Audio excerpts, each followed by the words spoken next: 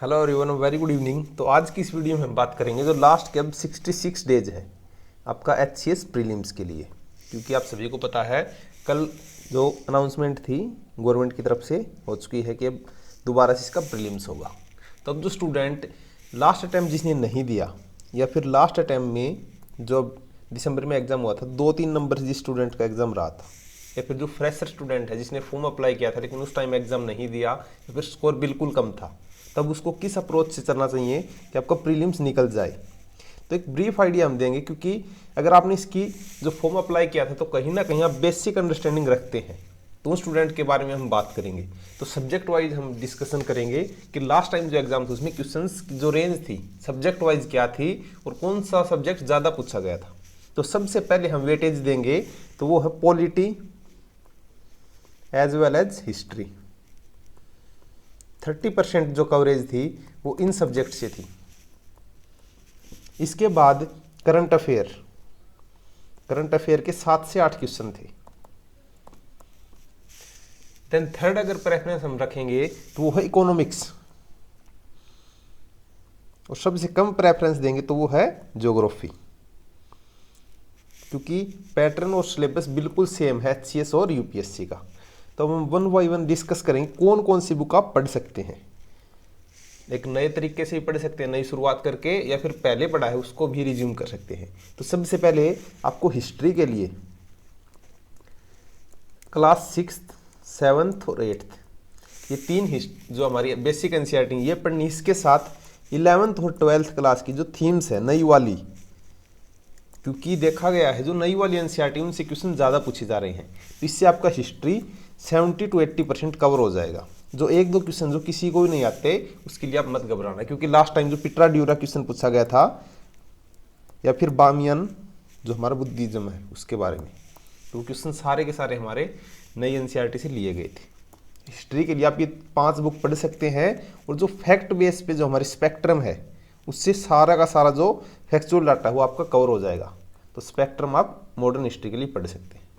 अलग से आपको आर.एस. शर्मा या फिर वो वाली बुक नहीं पढ़नी जो यूपीएससी ज़्यादा डीप में पूछती है। हिस्ट्री आपकी इन 6 बुक से आराम से मोर देन सफिशिएंट। और वीडियो के एंड में हम बात करेंगे अब किस तरह से अगर अब शुरुआत करोगे तो 1 महीने में एनसीईआरटी, देन आप रिवीजन कंप्लीट 1 मंथ दे सकते हो।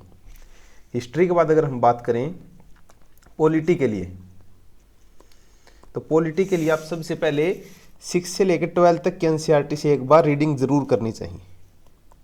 क्योंकि कई बार क्या होता है जो हम एनसीईआरटी जो हमारा लक्ष्मीकांत है, no doubt one of the best book है, लेकिन उसमें जो हमारा बेसिक स्ट्रक्चर है कॉन्स्टिट्यूशन का उसके बारे में हम जनरली पढ़ लेते हैं, लेकिन एनसीईआरटी में उससे बहुत अच्छी तरह से समझाया गया है। 7th क्लास के एनसीईआरटी में भी 7th 6th में, तो सारी की सारी एनसीईआरटी आप एक बार गो थ्रू कर सकते हो। स्किप कर सकते हो जो वर्ल्ड पॉलिटिक्स है उसको 11th 12th क्लास का। देन अगर हम बात करें वन ऑफ द मोस्ट जो एनसीईआरटी सबसे ज़्यादा कौन से सब्जेक्ट की काम में आती है, ज्योग्राफी, क्योंकि ज्योग्राफी सबसे वास्ट सब्जेक्ट है। तो इसके लिए आप 6 से 12th एनसीईआरटी पढ़ो, उसके अलावा कोई भी सोर्स पढ़ने की जरूरत नहीं है। आपका 90% क्वेश्चन यहाँ से बन जाएंगे। ज्योग्राफी के लिए 6 से 12th, और अगर 6 से 10th की आपने एक रीडिंग की और उसके बाद 2-3 रिवीजन 11th और 12th की एनसीईआरटी करोगे तो भी आपका काम चल जाएगा। अब अगर हम बात करें इकोनॉमिक्स के लिए, तो इकोनॉमिक्स के लिए 9th से लेकर 12th तक, लेकिन जो 11th क्लास की स्टैटिक्स की जो बुक है उसको आप स्किप कर सकते हो। इसके साथ जो 12th क्लास की माइक्रो इकोनॉमिक्स है उसको भी स्किप कर सकते हो।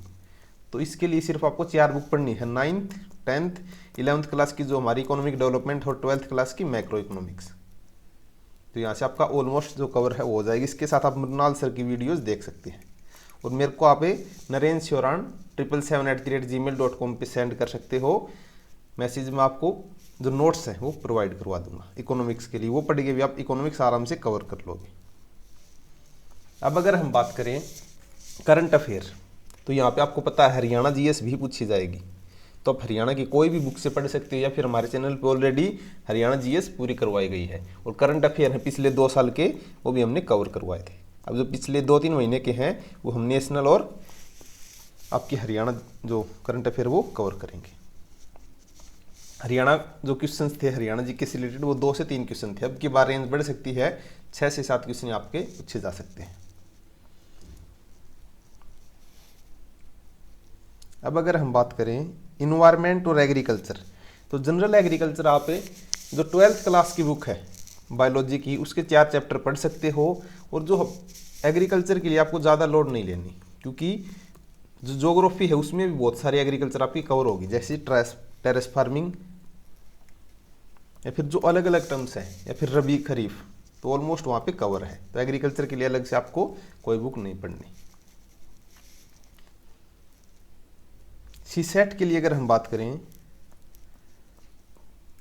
तब जो अभी रिसेंटली एग्जाम हुआ था HCS का, उसमें सीसेट का लेवल अच्छा था, तो वो आप एक बार सोल्व करें। इसके अलावा यूपीएससी के 3 से 4 साल के सीसेट के एग्जाम आप सोल्व कर सकते हो।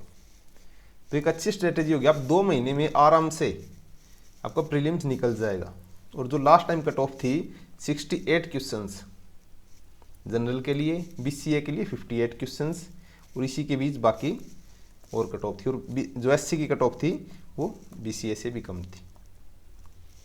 अब की बार थोड़ा सा एग्जाम और ज़्यादा यूपीएससी की तरफ टिल्ट रह सकता है। इसके अलावा आपका कोई भी डाउट है तो आप पूछ सकते हैं, क्योंकि जो मेजर चंक हमारा वो यहीं से 4 से 5 सब्जेक्ट में जो HCS है वो क्वेश्चन पूछेगा। और हरियाणा जीके के लिए आपको ट्विटर ऑफ हरियाणा या फिर अरियन पब्लिकेशन, इनमें से कोई भी बुक आप पढ़ सकते हो। और ऑलरेडी हमने आपको जितना भी हरियाणा जीएस था वो करवाया था।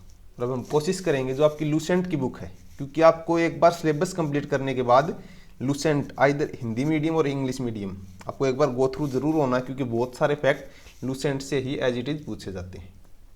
तो लूसेंट भी बहुत अच्छी बुक अपने आप में, तो लूसेंट के लिए आप डेफिनेटली, लेकिन एक बार ये सिलेबस आप कंप्लीट करो। अब अगर हम बात करें किस तरह से हम इस सब्जेक्ट को जितने भी एनसीईआरटी हैं कैसे पढ़ें, तो आप दिन में 3 स्लॉट बनाओ 2 आवर्स के, मॉर्निंग 2 आवर्स आपका आफ्टरनून में और 2 आवर इवनिंग में। फर्स्ट 2 आवर में सुबह सुबह आप हिस्ट्री के लिए पढ़ सकते हो। अगर आप 1 घंटे में 10 पेज पढ़ते हो फॉर एग्जांपल, तो आप 2 घंटे में आराम से 20 पेज कवर कर लोगे। और ऐसे आपका सिर्फ 15 से 20 दिन में, मैक्सिमम आपका 1 महीना लगेगा, सारी की सारी एनसीईआरटी आपकी कवर होंगी। और रेकमेंड करूंगा आपको, अगर आपने पहले पढ़ी है तो साथ साथ बिल्कुल शॉर्ट्स नोट्स साथ बनाओ। अगर फर्स्ट टाइम पढ़ रहे हो तो सिर्फ रीडिंग करो। इसी तरह आप दिन में सुबह हिस्ट्री पढ़ के दोपहर में पॉलिटी पढ़ सकते हो, या फिर ज्योग्राफी, अपने कन्वीनियंस के हिसाब से। तो आपको पैरेलली लेके चलना है, क्योंकि यूपीएससी के लिए कई बार हम क्या कहते हैं कि एक बार एक सब्जेक्ट को कंप्लीट करें, लेकिन HCS में आपके पास अब इतना टाइम भी नहीं है कि आप अलग से रिवीजन करोगे। अगर सब्जेक्ट सिलेबस पूरा कर लिया तो आप नो डाउट कुछ भी पढ़ सकते हो, लेकिन एक सिलेबस कंप्लीट भी बहुत ज़रूरी है कॉन्फिडेंस लाने के लिए।